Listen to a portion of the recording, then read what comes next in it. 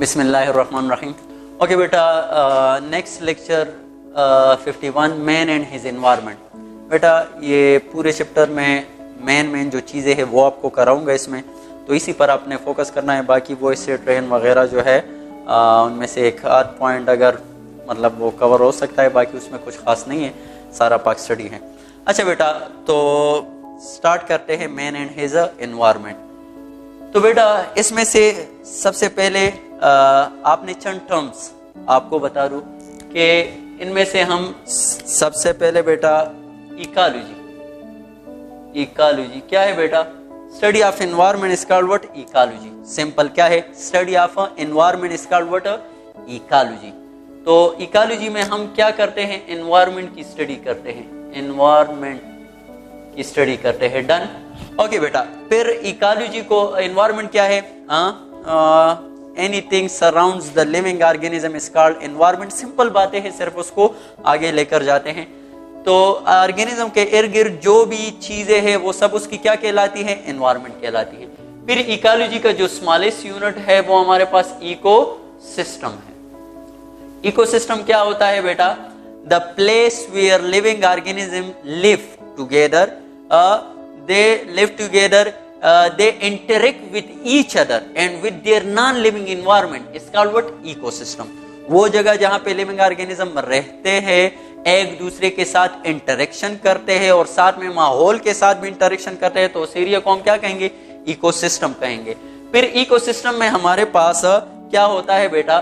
फिर इसमें हमारे पास इसके कंपोनेंट आ जाते हैं, एक बायोटिक और एक जो है एबायोटिक। अच्छा, biotic all the living component of ecosystem, तो उसको हम क्या कहेंगे? लिविंग जितने भी कंपोनेंट है उसको हम कहेंगे बायोटिक। और on the non living component जो हमारे पास होते हैं उसको हम क्या कहते हैं? एबायोटिक। अच्छा, फिर बायोटिक में हमारे पास क्या होता है? तो बायोटिक में फिर हमारे पास अगर आ जाए बेटा बायोटिक में, तो इसमें सबसे पहले हमारे पास प्रोड्यूसर होता है। क्या होता है? प्रोड्यूसर। फिर उसके बाद हमारे पास कंज्यूमर्स आ जाता है, सही। और कंज्यूमर में भी फिर 3 कैटेगरीज हो जाते हैं, एक प्राइमरी कंज्यूमर, एक सेकेंडरी कंज्यूमर, एक tertiary consumer. Primary consumer are called herbivores, secondary consumer are called carnivores और tertiary consumer are called omnivores. बच्चों की बात है ये, सिंपली बस सिर्फ आपको आगे लेकर जाता हूं। अच्छा बेटा, और फिर इसके बाद नेक्स्ट हमारे पास डीकम्पोजर्स आ जाते हैं, सही। एबायोटिक कंपोनेंट में हमारे पास आ जाता है फायर हो गया, और इसी तरह जो है विंड हो गया, और इसी तरह सनलाइट हो गया, ये सारे जो है एक्सेट्रा एनर्जी हो गई, ये सारे हमारे पास क्या है? Abiotic component of the ecosystem. Okay बेटा, दूसरा जो है हम इसमें डिस्कस करेंगे एनवायरनमेंट में, तो बेटा एक लफ्ज आएगा हमारे पास नीश। क्या आएगा बेटा? नीश। नीश क्या है? तो ये चीजें आपने पहचानी है। Niche, the ecological role that play an organism and its environment is called what? Niche. तो ये क्या है? Ecological role that play an organism and its environment is called what? Niche. उसको हम क्या कहते हैं? नीश। लेट सपोज बात जो है प्रीडेटर है, बात जो है प्रे है, बात जो है हमारे पास क्या है? डिकम्पोजर है, बात जो है कंज्यूमर है, बात प्रोड्यूसर है। तो ये सारे क्या है? Plant as a producer role play करता है, तमाम के लिए खुराक पैदा कर देता है, तो उसका नीच क्या है? प्रोडक्शन है। अच्छा, दूसरा जो है इसी तरह कंज्यूमर, वो herbivores, carnivore, tertivore, they are consumers, सही है। फिर इसी तरह bacteria, fungi, they are decomposer. इसी तरह फिर प्रीडेटर, प्रे, ये सारे जो है हमारे पास क्या है? नीच के डिफरेंट एग्जांपल हैं। ओके बेटा, एक और आएगा बेटा, लफ्ज आएगा फूड चेन। फूड चेन, तो फूड चेन क्या होता है? ये हमारे पास फीडिंग रिलेशनशिप बिटवीन ऑर्गेनिज्म, इसको हम क्या कहते हैं? Feeding relationship between organism is called what? Food chain. या the process of eating and being eaten is called what? Food chain. Let suppose यहाँ पे हमारे पास प्लांट है, प्लांट को जो है वो कौन खाता है? हर्बिवोर्स। हर्बिवोर्स में लेट सपोज मैं डाल देता हूँ हमारे पास चिड़िया है, लेट सपोज, या बर्ड्स वगैरह है, और बर्ड्स को जो है फिर और कार्निवोर्स वगैरह खा लेते हैं, डॉग्स और कैट्स वगैरह, सही, डॉग्स, कैट्स वगैरह। तो ये हमारे पास क्या बन गया? एक फूड चेन बन गया। ओके बेटा, एक और लफ्ज आएगा और वो क्या है बेटा, हमारे पास है हैबिटेट। हैबिटेट, सो बेटा the place of living organism where they live, any place where organism live, उसको हम क्या कहते हैं, और वहां पे शेल्टर भी प्रोवाइड कर होता है और फूड वगैरह, तो उस प्लेस को हम क्या कहते हैं, हैबिटेट कहेंगे। अच्छा बेटा, एक और लफ्ज आएगा, ये सारे टर्म्स पहले सीख लो फिर उसके बाद आगे स्टार्ट कर देते हैं। अच्छा बेटा, एक और लफ्ज आएगा ट्रैफिक लेवल। ट्रैफिक लेवल, तो ये क्या होता है, ट्रैफिक मीन फीडिंग बेटा, इससे क्या मुराद है, फीडिंग। तो बेटा the position of an organism in a food chain is called what, traffic level. तो बेटा ट्रैफिक लेवल क्या है, position of an organism in a food chain. Let's suppose plant जो है हमारे पास, इसी तरह फिर हर्बिवोर्स है, और फिर उसके बाद कार्निवोर्स है, और फिर उसके बाद ओमनिवोर्स है, लेट्स सपोज। तो अब इस फूड चेन में हमारे पास जो प्लांट जो है इसका ट्रैफिक लेवल 1 है। समझ आ रही है बेटा? अगर आ जाए हर्बिवोर्स का, तो हर्बिवोर्स का ट्रैफिक लेवल 2 है। तो the position of an organism in a food chain, इसका ट्रैफिक लेवल क्या है, वो 3 है। इसका ट्रैफिक लेवल क्या है, वो 4 है। So the position of an organism in a food chain is called what, traffic level. Okay बेटा, ये सारी चीजें जो है सिंपल, इसमें ये डिफिनीशन आपने याद रखना है। आगे जाते हैं, तो बेटा एक लफ्ज आएगा हमारे पास, वो है बायो जियो केमिकल साइकिल। बायो जियो केमिकल साइकिल क्या होता है? तो बेटा सिंपल, आसान सा बताओ। बायो मीन लिविंग ऑर्गेनिज्म, सही, लिविंग ऑर्गेनिज्म या ऑर्गेनिज्म। जियो मीन अर्थ, लेकिन यहां पे जो है चलो एनवायरमेंट, और केमिकल मीन केमिकल एलिमेंट्स वगैरह, केमिकल, और साइकिल जो कि रिपीट होते हैं, सही। तो बेटा अब इससे मैं एक डिफिनीशन बना लेता हूं, क्या, the back and fourth movement of chemicals, the back and fourth movement of chemicals, back and fourth movement of chemical between organism and their environment along characteristic circular path is called what, biogeochemical cycle। क्या है? the back and forth movement of chemicals, chemical से मुराद element जितने भी है, जो भी है, सही है, कार्बन, हाइड्रोजन, जो भी है। The back and forth movement of chemical between organism and their environment along characteristics circular path, इसको हम क्या कहेंगे, इस कॉल्ड व्हाट, बायोजियोकेमिकल साइकिल। अच्छा बेटा, बायोजियोकेमिकल साइकिल अगर आ जाए, which one of the following are example of biogeochemical cycle, तो बेटा वाटर साइकिल, सही है, एक वाटर साइकिल। दूसरा हमारे पास कार्बन साइकिल, चंद एग्जांपल है। इसी तरह हम डिस्कस करेंगे नाइट्रोजन साइकिल।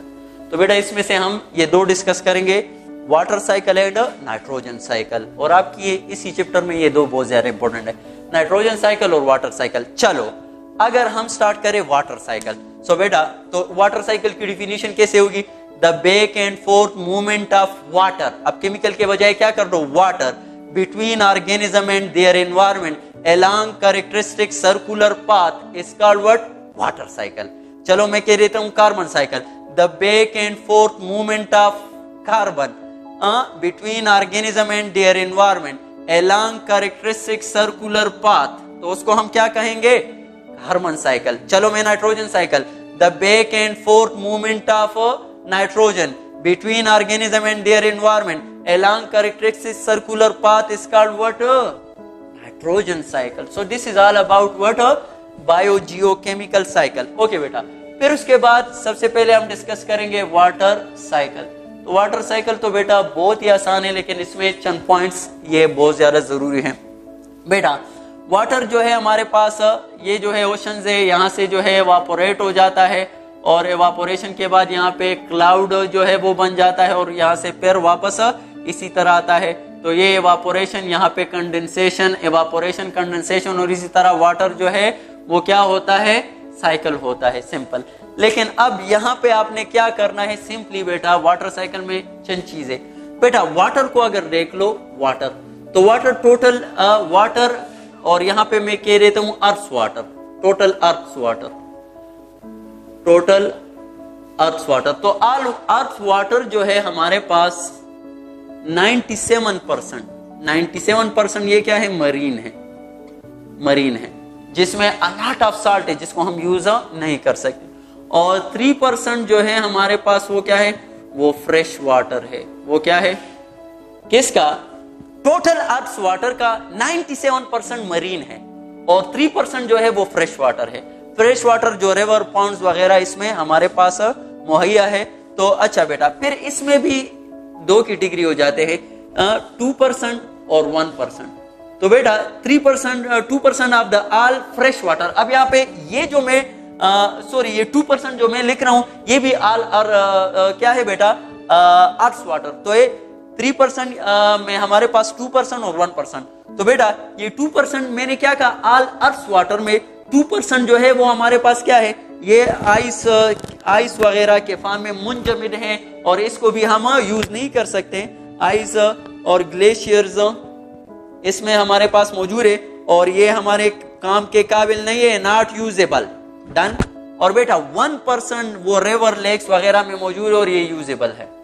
अच्छा बेटा, अब चलो मैं एमसीक्यूज बना लेता हूं, तो एमसीक्यूज से आपको कुछ क्लियर हो जाएगा। Of all fresh water, of all fresh water -% is available to human for use. Okay, मैं लिख देता हूं 1%, बी में लिख देता हूं 2%, सी में लिख देता हूं 33% और डी में लिख देता हूं शाबाश 66%। बेटा बहुत ज्यादा इंपॉर्टेंट है, इसमें अक्सर बच्चे गलत हो जाते हैं। ओके बेटा, अब शाबाश, आप पहले आप सोचो क्या होगा, सोच लिया? ओके बेटा, तो जो सोचा है अब यहाँ पे, तो आप क्या सोचोगे, यहाँ पे डायरेक्ट लिखा है 2%, आप 2% पे क्लिक करोगे, गलत होगा। क्या होगा, यहाँ पे मैंने क्या लिखा है, ऑफ ऑल फ्रेश वाटर। तो ऑफ ऑल फ्रेश वाटर ये हमारे पास 3% है और 3% को अगर मैं 100%, मतलब ये 100% लेट सपोज, तो इस 3% में हमारे पास जो 2% है, तो 2% इस 3% का कितना आएगा, 66% आएगा। समझ आ रही है बात? और इसका जो 1% है वो कितना आएगा, वो हमारे पास 33% आएगा। समझ आ रही है? तो अगर आ जाए ऑफ ऑल फ्रेश वाटर, तो ऑफ ऑल फ्रेश वाटर में फिर ये हमारे पास क्या है बेटा, 1% है, लेकिन ये ऑफ ऑल अर्थ वाटर। तो अगर ऑफ ऑल अर्थ वाटर इसमें हमारे पास अवेलेबल टू ह्यूमन यूज वो कितना होगा, तो फिर 1% सही होता। लेकिन ये ऑफ ऑल फ्रेश वाटर है, सो दैट्स व्हाई कौन सा करेक्ट होगा, 33% करेक्ट होता, करेक्ट है। ऑप्शन हमारे पास 33% है, डन। क्योंकि फ्रेश वाटर में हमारे पास 1%, तो 1% इन 3% का कितना होगा, 33% होता। सही है बेटा। अब यहाँ पे अगर मैं ऑफ ऑल अर्थ वाटर, तो अर्थ वाटर अगर कहता तो फिर क्या होता, 1% सही हो जाता। समझ आ रही है? तो इसी तरह हमारे पास नॉट यूजेबल फॉर्म में कौन सा मौजूद है, तो फिर वो 2% नहीं बल्कि 66% होता।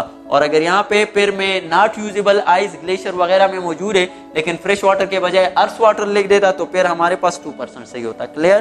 तो ये पॉइंट आपने भूलना नहीं है। ओके बेटा, आगे जाते हैं। तो ये तो था वाटर साइकिल के बारे में आपको चंद इंपॉर्टेंट बातें। ओके बेटा, नेक्स्ट जो है हमारे पास स्टडी करेंगे हम नाइट्रोजन साइकिल। तो बेटा नाइट्रोजन साइकिल अगर शॉर्टकट आपको करूं, बहुत ही शॉर्टकट, तो ये, और फिर उसके बाद इसमें डिटेल। तो बेटा नाइट्रोजन हमारे पास मौजूद होता है मॉलिक्यूलर फॉर्म में। अबाउट एयर का कितना 78 to 80% जो है वो क्या होता है, मॉलिक्यूलर फॉर्म में हमारे पास मौजूद होता है और ये यूजेबल नहीं है। सही है हमारे लिए। अच्छा बेटा, तो नाइट्रोजन यहाँ पे मौजूद है। सबसे पहले ये कन्वर्ट होगा किस में, अमोनिया में। किस में, अमोनिया में। और by the process called fixation. फिर उसके बाद अमोनिया से ये कन्वर्ट होगा किस में, नाइट्राइट में। और फिर नाइट्राइट से ये कन्वर्ट होगा किस में, NO3 में। और NO3 से ये फिर कन्वर्ट होगा NO2 में। अच्छा बेटा, ये जो प्रोसेस होता है इसको हम कहते हैं नाइट्रोजन फिक्सेशन। क्या कहते हैं, नाइट्रोजन, तो ये सारा नाइट्रोजन साइकिल है, फिर इसमें बातें करेंगे। ये क्या है? Nitrogen fixation. ये जो अमोनिया से हमारे पास नाइट्रेट बनता है और फिर नाइट्राइट, तो बेटा अमोनिया से ये नाइट्राइट जो बनता है तो इसमें 2 स्टेप है, और बेटा इसको हम कहते हैं, ये 2 स्टेप, इसको हम कहते हैं नाइट्रिफिकेशन, नाइट्रिफिकेशन। और बेटा फिर नाइट्रेट से वापस ये हमारे पास, तो इसको हम कहते हैं डी नाइट्रिफिकेशन।